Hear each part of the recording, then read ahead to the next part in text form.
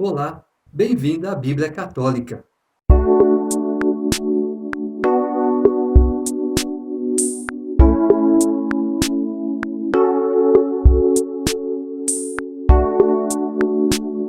Juízes, capítulo 20. Todos os israelitas saíram então e, como um só homem, toda a comunidade se reuniu desde Dan até Bersabeia e a terra de Galaade, diante de Yahvé em Masfa. Os chefes de todo o povo, todas as tribos de Israel, assistiram à Assembleia do povo de Deus, 400.000 homens a pé que sabiam usar a espada. Os benjaminitas tiveram notícia de que os israelitas haviam chegado a Masfa. Então os israelitas disseram: Explicai-nos como se cometeu esse crime. O levita, marido da mulher que tinha sido morta, tomou a palavra e disse: Eu chegara com minha concubina a Gabaá de Benjamim para aí pernoitar. Os senhores de Gabaá se amotinaram contra mim e durante a noite cercaram a casa onde eu estava. Eles queriam tirar-me a vida e violentaram a minha concubina, causando a sua morte. Então tomei a minha concubina e a retalhei em pedaços e os mandei a toda a extensão da herança de Israel, porque cometeram tal ato ignominioso, uma infâmia em Israel. Todos vós estáis aqui, israelitas, consultai-vos uns aos outros e aqui mesmo tomai uma decisão. Todo o povo se levantou como se fosse um só homem e disse: Nenhum de nós voltará à sua tenda, nenhum de nós retornará à sua casa. Isto é o que faremos agora em Gabaá. Tiraremos a sorte e tomaremos de todas as tribos de Israel 10 homens em cada 100, 100 em 1.000 e 1.000 em 10.000, os quais providenciarão mantimento para o povo, para aqueles que irão tratar Gabaá de Benjamim, conforme a infâmia que ela cometeu em Israel. Assim se reuniram contra aquela cidade todos os homens de Israel, unidos como um só homem.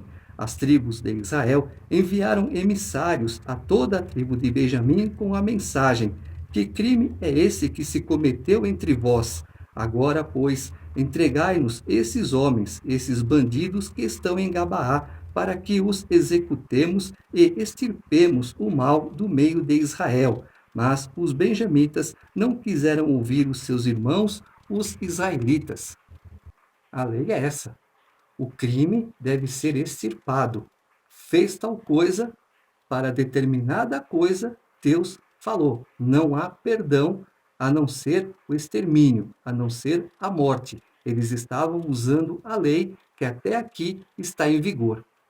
Os benjaminitas, deixando as suas cidades, se concentraram em Gabaá para combater contra os israelitas.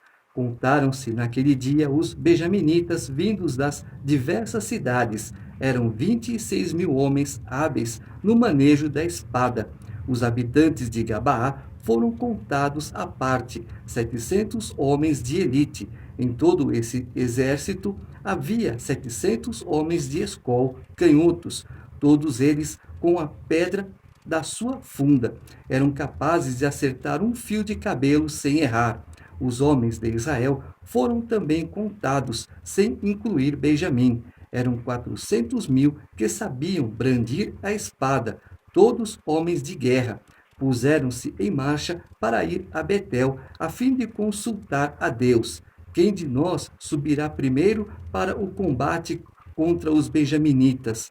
Indagaram os israelitas e Yahvé respondeu: Judá subirá primeiro. Pela manhã, os israelitas saíram e acamparam de fronte de Gabaá. Os homens de Israel avançaram para o combate contra Benjamim e se dispuseram em ordem de batalha diante de Gabaá. Mas os benjaminitas saíram de Gabaá e naquele dia massacraram 22.000 homens de Israel. Então o exército dos homens de Israel se encheu de coragem e outra vez se dispôs em ordem de batalha, no mesmo lugar que no primeiro dia. Os israelitas vieram chorar na presença de Yahvé até a tarde e depois consultaram a Yahvé, dizendo: Devo ainda voltar a lutar contra os filhos de Benjamim, meu irmão? E Yahvé respondeu: Marchai contra ele. No segundo dia, os israelitas chegaram perto dos benjaminitas. Porém, nesse segundo dia, Benjamim saiu de Gabaá ao seu encontro e massacrou ainda 18.000 homens dos israelitas, todos eles guerreiros hábeis no manejo da espada. Então todos os israelitas e todo o povo vieram a Betel, choraram, ficaram ali diante de Yahvé, jejuaram todo o dia até a tarde e ofereceram holocaustos e sacrifícios de comunhão perante Yahvé. E depois os israelitas consultaram Yahvé. A arca da aliança de Deus estava naqueles dias naquela região, e Finéias, filho de Eleazar, filho de Arão, nesse tempo prestava serviço junto a ela. Eles disseram: Devo sair ainda para combater contra os filhos de Benjamim, meu irmão, ou devo desistir? E Yahvé respondeu: Marchai, porque amanhã o entregarei nas vossas mãos. É estranho, né? Vamos fazer o primeiro ataque, não deu certo. Vamos para o segundo, também não deu. Mas Deus ordenou. E agora Deus também ordena o terceiro ataque, e é bem claro: eu os entregarei nas vossas mãos. Então, primeiro, segundo, terceiro. Vamos pegar nesse terceiro a ressurreição de Jesus, a vitória de Jesus sobre a morte. Então Israel dispôs as tropas em emboscadas ao redor de Gabaa. No terceiro dia, os israelitas marcharam contra os benjaminitas e, como das outras vezes, se organizaram em ordem de batalha de fronte de Gabaa. Os benjaminitas saíram ao encontro do povo e foram atraídos para longe da cidade. Começaram, como das outras vezes, a ferir alguns do povo pelos caminhos que sobem um para Betel, outro para Gabaá pelo campo, uns 30 homens de Israel. Os benjaminitas pensaram: vencemos como da primeira vez. Mas os israelitas disseram: vamos fugir para atraí-los para longe da cidade nos caminhos. Então todos os homens de Israel abandonaram sua posição e se organizaram em Baal-Tamar, enquanto a emboscada de Israel surgiu de sua posição sobre o ponto fraco de Gaba. 10.000 homens de elite, escolhidos de todo Israel, vieram contra Gabaá. Recrudesceu o combate, mas os outros não sabiam da desgraça que os aguardava. Yahvé feriu Benjamim na presença de Israel, e naquele dia os israelitas mataram 25.000 homens, todos hábeis no manejo da espada. Os benjaminitas perceberam que tinham sido vencidos. Os homens de Israel cederam terreno a Benjamim, porque confiavam na emboscada que tinham preparado contra Gabaá. Os da emboscada se lançaram rápido contra Gabaá, apareceram subitamente e passaram toda a cidade ao fio da espada. Ora, havia sido combinado um sinal entre os homens de Israel e os da emboscada. Estes deviam fazer subir da cidade uma nuvem de fumaça como sinal. Então, os homens de Israel que combatiam na batalha recuariam, dando meia volta. Benjamim começava já a matar alguns da multidão dos homens de Israel, uns 30 homens. Certamente nós o vencemos, pensaram eles, como na primeira batalha. Mas o sinal, a coluna de fumaça, começou a elevar-se da cidade, e Benjamim, ao voltar-se, julgou que a cidade inteira estava subindo em chamas para o céu. Os homens de Israel, então, deram meia volta e os benjaminitas se assombraram, vendo que a desgraça lhes acontecera. Eles fugiram diante dos homens de Israel na direção do deserto, mas a batalha os acossava, e os que vinham da cidade os massacraram, atacando-os pela retaguarda. Eles cercaram Benjamim, perseguiram-no sem trégua e o esmagaram até perto de Gabaá, do lado do nascente. 18.000 homens caíram de Benjamim, todos homens valentes. Então eles viraram-lhes as costas e fugiram para o deserto, para os lados do rochedo de Ramon. Pelos caminhos ainda caíram cerca de 5.000 homens. Depois perseguiram Benjamim até cortá-lo e lhe mataram 2.000 homens deles. O número total dos benjaminitas que tombaram naquele dia foi de 25.000 homens. que sabiam usar a espada, todos homens valentes. 600 retrocederam e fugiram para o deserto na direção do rochedo de Ramon. Ali permaneceram 4 meses. Os homens de Israel voltaram aos benjaminitas e passaram ao fio da espada a população masculina da cidade e até o gado e tudo que encontravam, e atearam fogo também a todas as cidades que encontraram. A mesma estratégia usada por Josué contra Ai. Perceberam? Deus dá estratégia. Por que, que não deu da primeira vez? Por que, que não deu da segunda vez? Algum propósito tinha. Pessoas que não estavam de acordo, faz parte do povo de Deus, mas não está de acordo com as leis de Deus, não está de acordo com a vontade de Deus. E nesse tempo, o que acontecia? O extermínio. Mas Deus mudou? Não. Se continuar fazendo o que é errado aos olhos do Senhor, se for algo muito grave, Deus entra com o extermínio. Capítulo 21. Ora, os homens de Israel haviam jurado em Maspa, dizendo: Ninguém dentre nós dará sua filha em casamento a Benjamim. O povo voltou a Betel e ali ficou até a tarde na presença de Deus, gemendo e chorando em aflição.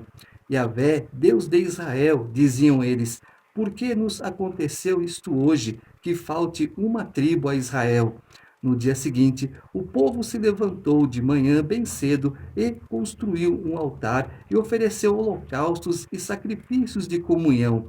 Depois disseram os israelitas: Qual dentre todas as tribos de Israel não compareceu à assembleia perante Yahvé?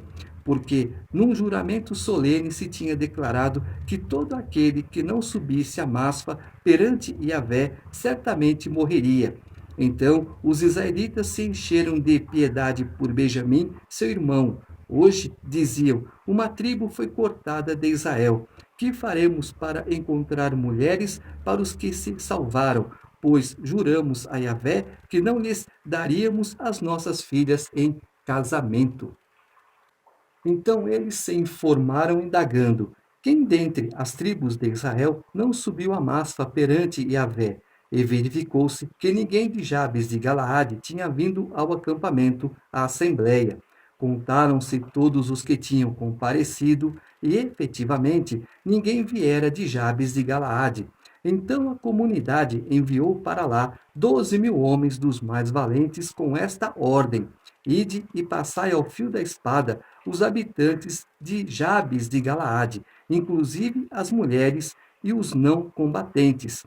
Assim procedereis: consagrareis ao anátema todos os homens de todas as mulheres que conheceram o leito de um homem. Entre os habitantes de Jabes de Galaade acharam 400 virgens que não tinham partilhado o leito de um homem, e as trouxeram ao acampamento em Silo, que está na terra de Canaã. Toda a comunidade enviou então emissários aos benjaminitas que estavam no rochedo de Remon, para lhes propor a paz. Benjamim então voltou. Foram-lhes dadas as mulheres de Jabes de Galaade, que tinham sido deixadas com vida, mas não eram suficientes para todos eles. Às vezes, nós olhamos para o problema, tudo está perdido, não tem mais solução. Deus traz à existência aquilo que não existe. Deus cria tudo do nada. Então eles foram, olha, mataram os homens, mataram as mulheres, mas entre todos acharam-se ainda 400 virgens, mas não eram suficiente para aqueles benjaminitas que ainda restaram. O povo se encheu de piedade por Benjamim, porque Yahvé tinha feito uma brecha entre as tribos de Israel. Que faremos para providenciar mulheres para os que restam? Diziam os anciãos da comunidade, pois as mulheres de Benjamim foram mortas. E acrescentavam: Como Benjamim possuirá uma posteridade, para que uma tribo não seja apagada de Israel? Porque, quanto a nós, não mais poderemos dar-lhes nossas filhas em casamento. De fato, os israelitas haviam pronunciado um juramento nestes termos: Maldito aquele que der mulher a Benjamim. Mas disseram eles: à festa de Yahvé, que se celebra anualmente em Silo. A cidade está ao norte de Betel, a leste do caminho que sobe de Betel a Siquém e ao sul de Lebona. Recomendaram então aos benjaminitas: ide emboscar-vos nas vinhas, espiareis e, logo que as filhas de Silo saírem para dançar em coros, saireis das vinhas e levareis cada qual uma mulher dentre as filhas de Silo, e partireis com elas para a terra de Benjamim. Se os seus pais ou irmãos vierem litigiar conosco, nós lhes diremos: conformai-vos, porque não pudemos conseguir mulher para cada um na guerra, e vós não podíeis dá-las a eles, porque nesse caso teríeis sido culpados. Assim fizeram os benjaminitas, segundo o seu número, cada um tomou dentre as jovens que dançavam uma parte para si, e depois partiram, retornando à sua herança. Reconstruíram as cidades e nelas se estabeleceram. Os israelitas então se dispersaram para voltar cada qual à sua tribo e ao seu clã. Saíram dali para a sua aliança. Naqueles dias não havia rei em Israel, e cada um fazia o que lhe parecia correto. As pessoas usam esta linha e outras que nós já lemos no decorrer deste livro. Não havia rei em Israel, cada um fazia o que queria. Ah, Jefité também fez o que ele quis. Não, Jefité fez um voto, que eu já falei. Tem um vídeo específico só falando sobre isso. E eu pego detalhes bíblicos. Não vou perguntar para um nem para outro. A própria Bíblia responde o que aconteceu com a filha de Jefité. Mas eu não tenho um rei, mas eu tenho um líder. Eu vou consultar esse líder. Eu dobro os meus joelhos, eu pergunto para Deus o que eu devo fazer, como devo fazer, e aguardar a resposta de Deus.